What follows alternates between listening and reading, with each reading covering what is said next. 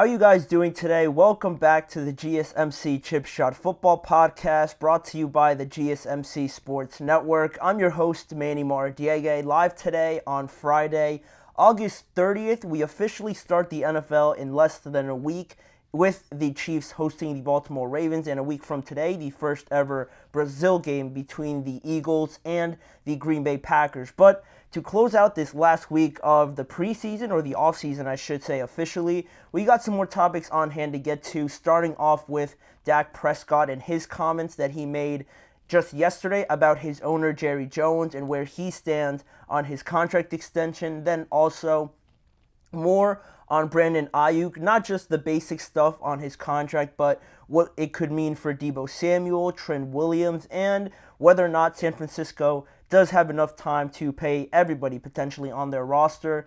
Then also down the line, we're going to talk about Micah Parsons trying to get a position group to earn a little bit more money, not pass rushers, but a different position. Stay tuned to find out what that is, and a couple more topics down the line as well. But with the fact that I mentioned that the NFL season is soon getting underway, there's more of an opportunity for you guys to get involved in this show. Now, with the game starting, there's a lot more things we can talk about, discuss, and what better way to do that with you guys than commenting, asking a question, or giving your opinion on anything I say in this episode, but also with the season just around the corner. And now we have a very easy way for you guys to go about and do that, just by using the super chat feature provided on all the live episodes that we have. Just click the $ at the bottom of the chat box to send in your super chat. This way, it guarantees that your message gets on the air, and it's also a fantastic way to support our channel. We rely on your support to keep bringing you the sports content you love, and we appreciate every bit of it. So go ahead, let us know what you're thinking. Hit the super chat button, and let's keep this show as interactive and exciting as possible. But also, if you've been watching the shows for a while, you do know we have an alternative option for you guys. You can use the old tip and donations link, gsmcpodcast.net, to still give a tip and donation there, obviously, but also send in your question or comment through that way as well. Overall, we couldn't do what we do without your amazing support, and we are so thankful for you guys every time you're able to use the new super chat button, but also just being involved with the channels as well.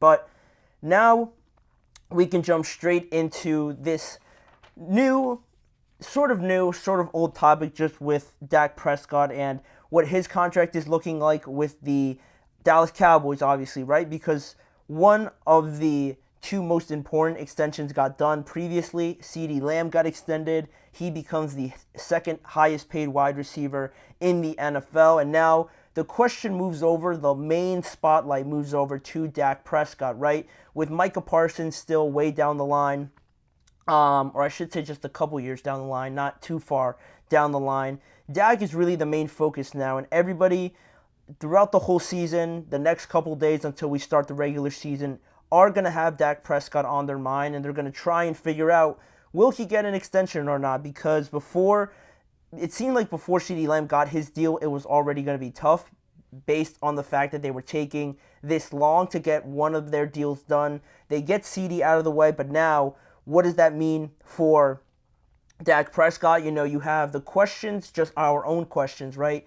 But also you have Jerry Jones mentioning on Wednesday, I believe, he said that we don't need to get this done before the season. So you always feel like, at least I do, when anybody says, I don't need to do this, I don't need to have this in by this time, it always feels like they're preparing you for the fact that, it looks unlikely to get it done by the start of the regular season in this case, right? So by Jerry saying that, again, it shows that lack of urgency that he kind of hinted at with CeeDee Lamb, mentioning that it's not an urgent matter to get him extended. And while they did get him a new contract, it does seem a little bit different with Dak, just because, like I said before, we're only about less than a week now for the start officially of the regular season. And while the Cowboys don't play next Thursday, they're still playing in 10 days or something like that, or actually, no, 9 days. So the time is really now to get this underway, because while they have 9 days for the game to actually start next week, in about 4 days, 3 days, it will be the beginning of an actual work week, right? You have to go in there, start preparing for the Browns, a very formidable opponent that you have to go and travel to Cleveland and try to get a win there in a very hostile environment. And now with Dak, it feels like we started to see a little bit of a shift. And what I mean by that is that he recently spoke to the Associated Press yesterday, actually, on getting a new deal and making some more comments on it, because obviously everyone's going to ask him where he feels the negotiations are at and things like that, right? But yesterday he gave a little bit of a different answer than I'm accustomed to, and I think most people don't really expect from Dak. He said, where is it? I think it says a lot if it is or it isn't, when he was asked about his contract extension without one potentially. He said, I think it says a lot if it is or it isn't, but that doesn't really matter to me, to be honest with you. He then continued on. Somebody else asked him what it says if it isn't done. What does it say about the Cowboys? They didn't directly say the Cowboys, but you could obviously pick up on that. Asked him what it says about the Cowboys if it isn't done, and he says it just shows how people feel about you. And obviously he wouldn't go further into detail because it is pretty obvious who he was referring to by people. So pretty honest there, right? I think before this, everything Dak said, everything that he mentioned, he gave a pretty optimistic, positive, outlooking sort of answer, right? Like most quarterbacks do. I feel like giving the politically correct answer. It always felt upbeat, optimistic, and very hopeful that he was going to get it. It was just a matter of time. But now it's starting to seem like he is feeling a little bit frustrated by this. It's getting down to the start of the regular season, and if you think about it in Dak's mind, how everybody thinks of the quarterback position and seeing guys like Trevor, Tua, Jordan Love all get paid, he plays the exact same position, and he always hears how everybody values the quarterback, and for his team seemingly to not value him at that same level, it obviously will produce some frustration, and that's sort of what you got here. But it was the next statement that, again, was pretty, what's the word I'm looking for? It was just pretty blunt, honestly, with what he said now about Jerry Jones, because they asked him about Jerry's remarks from Wednesday, and he said, I stopped, honestly, listening to things Jerry says to the media a long time ago. It really doesn't hold weight with me.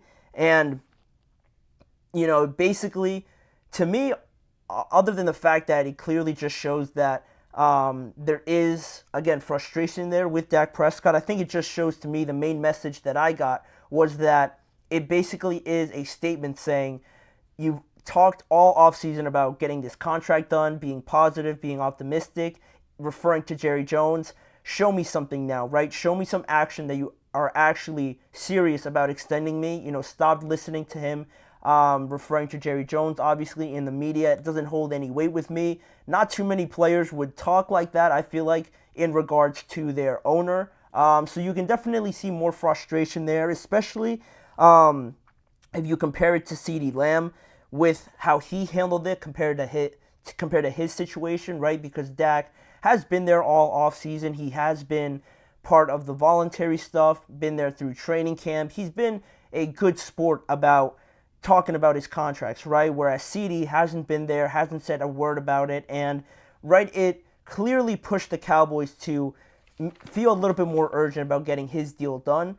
Very smart by CeeDee, but Dak felt that this way, maybe, I'm just assuming here, that the Cowboys would see that he is there, he is committed to the team, so they'll give him that extension as well. But clearly that hasn't worked, and now on top of these statements that he said, you have previous answers that he gave before where he has alluded to the fact of not getting that extension and being completely fine with that in the past. So hearing that and now hearing these more, I think, just very straightforward answers by Dak, I think now I'm starting to think of the question, is it time now to start accepting the fact that Dak, this could be his last year with the Dallas Cowboys? And I'm being actually serious about that, right? Because it's been speculation now. He could hit free agency, but nobody really believed it, I think, before. But now, with these comments and the fact that the regular season is just about to start, and the fact, again, that Dak holds all the power. He has all the leverage, right? He can't be traded. He can't be franchise tagged or anything like that. With this frustration now, my fear is for the Cowboys, I guess, would be that he gets to a point where, he just says, forget about this team. I can decide my own future. They don't want to extend me before the regular season. That's fine. I'll just put my mind to it that I don't want to play here anymore. I'll finish this regular season now, and then that'll be it.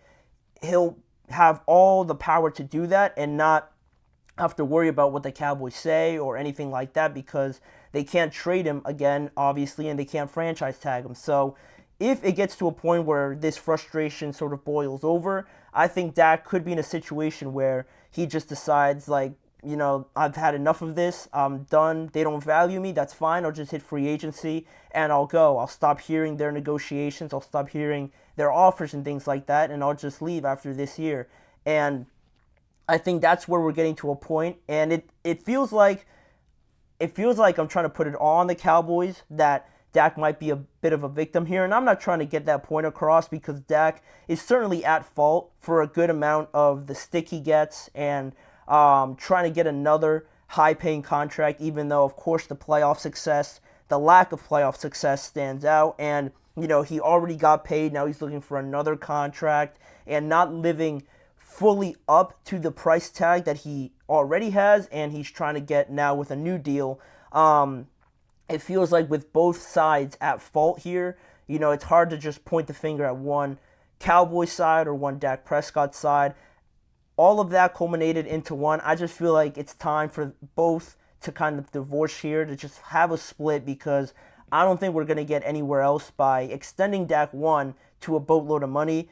I don't think that's smart for the Cowboys, and for Dak and his situation, I think we've seen enough of this pairing to know that it's probably not going to get any better than what we've seen already, based on the fact that this team is worse than the teams that they've had over the last few years.